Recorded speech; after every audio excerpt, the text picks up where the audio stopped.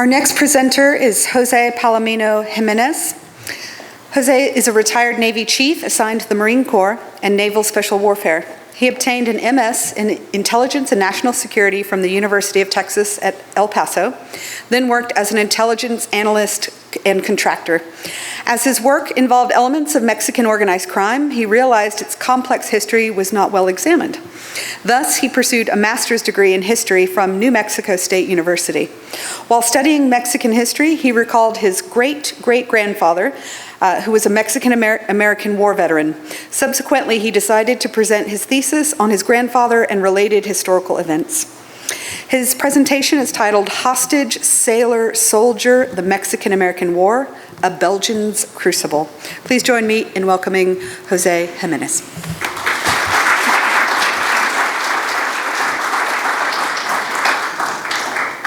Thank you, everyone, and thank you for hanging in there in the siesta hour of our afternoon. Thank you, Texas General Land Office, the museum, and the great support team that's been real helpful for me.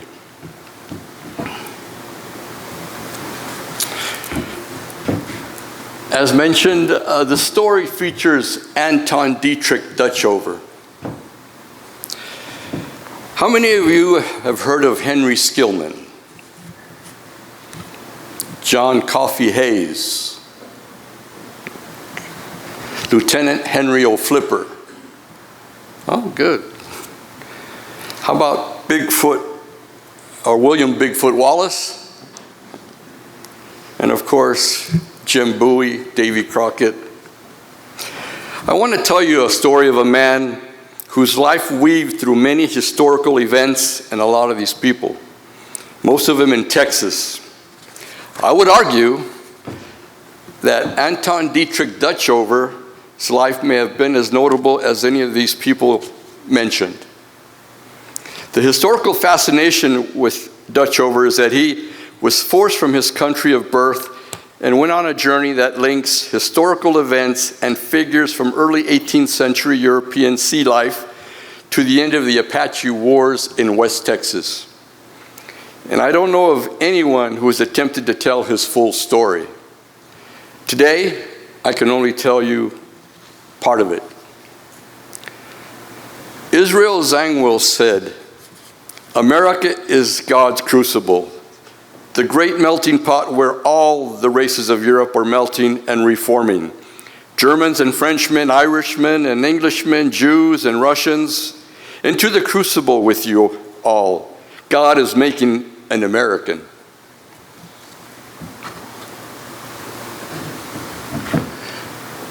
This is a story of a tumultuous journey of an unknown immigrant Belgian man who witnessed a murder, was kidnapped onto a ship, and served in the Mexican-American War, and ultimately settled in Texas. It highlights the resilience of an individual agency and the chaos of 19th century conflicts, revealing how personal adversity and cultural displacement shaped the diverse tapestry of American identity in a rapidly evolving frontier.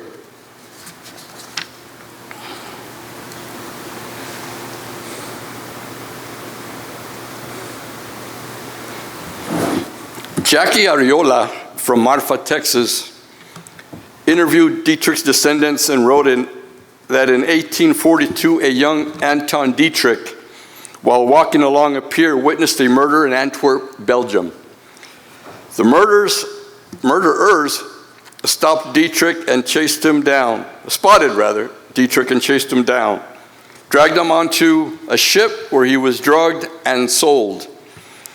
When he awoke, he was out at sea, and as the story goes, the kidnappers gave Anton a choice of choosing between two beans from a jar full of them, a pink and a black. Blindfolded, he chose pink. He would be released at the next port. Black, and he would be a slave of the ship. Black it was, and he spent almost the next 4 years on a ship. To date, no ship's manifest has identified the vessel he was on. I've narrowed it down to a few, but I haven't confirmed them.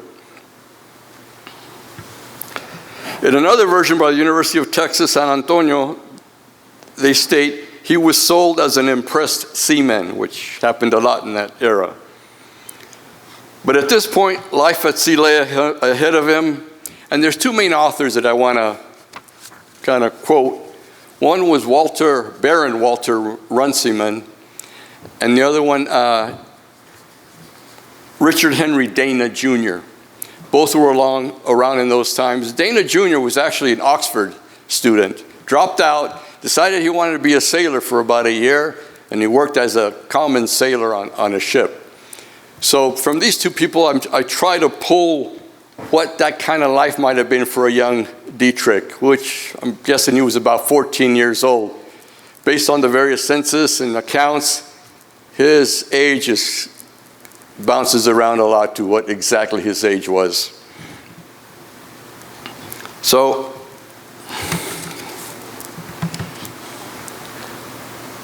let me back up here.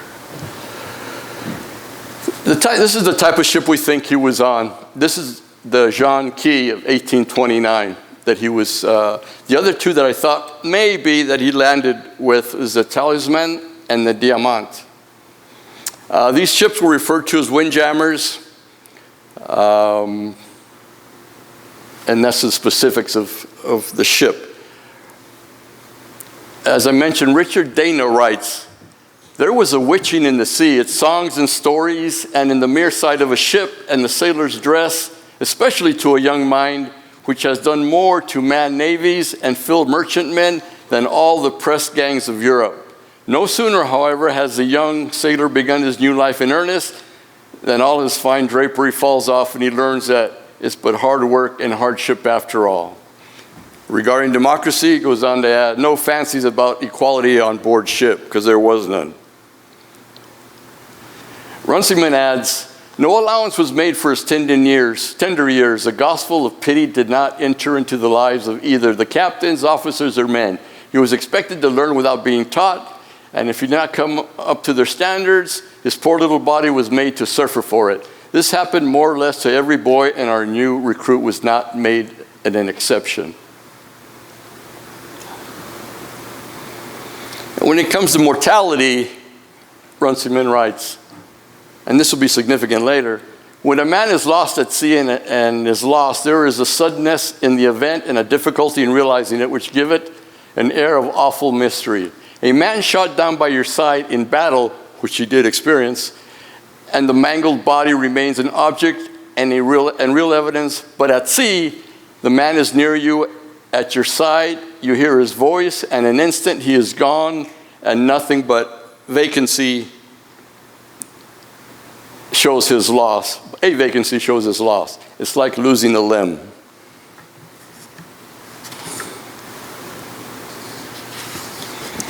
Ultimately, the ship lands in Galveston, Texas in 1846. All these events were occurring right before it. It was at the beginning of Mexican-American War. There's been argument whether he escaped or they let him loose. I would argue that he escaped. He makes his way, well, this is Houston depicted here, but eventually he heads due east, or west rather, and into San Antonio, where Army recruiters, two particularly Army recruiters, meet him, recruit him. He didn't speak Flemish, which I think was his language, but it could have been French or German. And he didn't speak English. Therefore, they mustered him in the rolls as Dutch all over. So now you'll see various spellings of that name. And he was recruited into the Texas Mounted Volunteers. The Texas Mounted Volunteers was made up of a lot of Texas Rangers. And there's a whole lot more I can go into that with the Rangers at that time in that era. He fought in two major battles. The first one, the Battle of Monterrey, and the second one, the Battle of Buena Vista o Angostura, which means narrow path. If you can see the photos, the first one you see basically urban warfare. Not much different what you might have seen in Iraq, in the Middle East, not too long ago. Very difficult, very challenging. A lot of casualties on both sides. And then you contrast with what happened a few weeks later in Buena Vista, where it's all territory, rough territory, and you see the mountain in the background. Well, in the second one is where he was wounded, and we have primary sources on his pension. But as he was in both of these battles, he also fought among some of these folks, or most of these folks. Private Dietrich Dutchove, that's not a typo, that's how they spelled his name.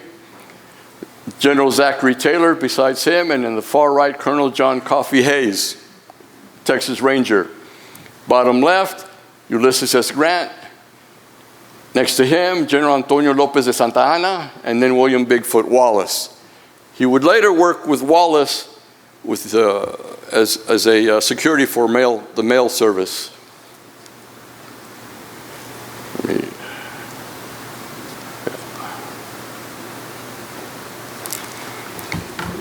And another part of history, how many of you are familiar with the San Patricios? Okay.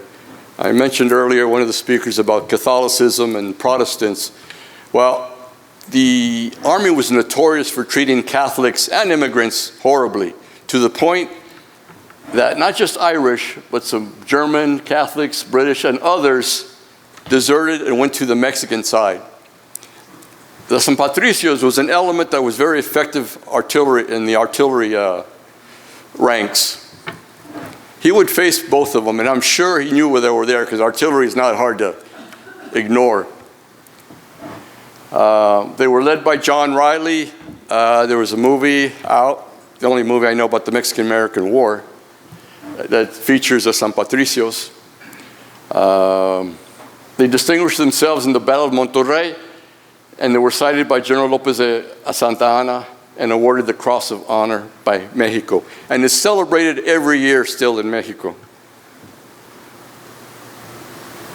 So I mentioned he was wounded in the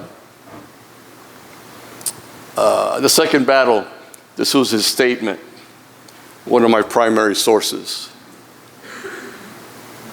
Then I mentioned he got into the Butterfield Overland Mail. The first, actually, contract was with Henry Skillman. He lost it about a year later. This gentleman took over. He had connections at the White House, but he also was good at what he did. John Butterfield. Here's the Butterfield Overland Mail Trail, which really started in St. Louis, the whole route, and ended in San Francisco. In West Texas, the lower part is where most likely Dutchover worked. Then you see the stagecoach on the right. Eventually, when he was done with that, he knew of Fort Davis, Texas, because that was part of the route. Named after Jefferson Davis when he was Secretary of War before the Civil War. One thorn in everybody's side was a guy named, or a chief named Nicolas. And you see how close the mountains are. There's a fort, you see it in the center, then you see the mountains across. That was not very strategically well built. So the Apache would always sneak up on them and create havoc. In one point, between the switch of the Union and then the Confederacy came into town, during that space of time, Nicolas came in and raided the town. Dutchover, his wife and 2 kids, and another sick man got up to the roof of the house where they hid for two days. When Nicolas got his fill, he left, and the family walked all the way to Presidio, which was about 82 miles. Survived that. Had 10 kids, eventually shown are only 8. Married Trinidad Granado, his one daughter married Trinidad Granado. This is a death certificate. Not even sure that, well, they list them as German, but they're border, so maybe that's why they put it. Some of the lessons learned.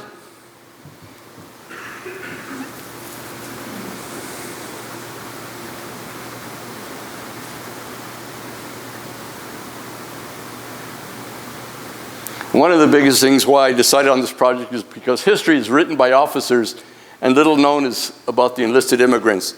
There is one German named Frederick Zeh that translated his story.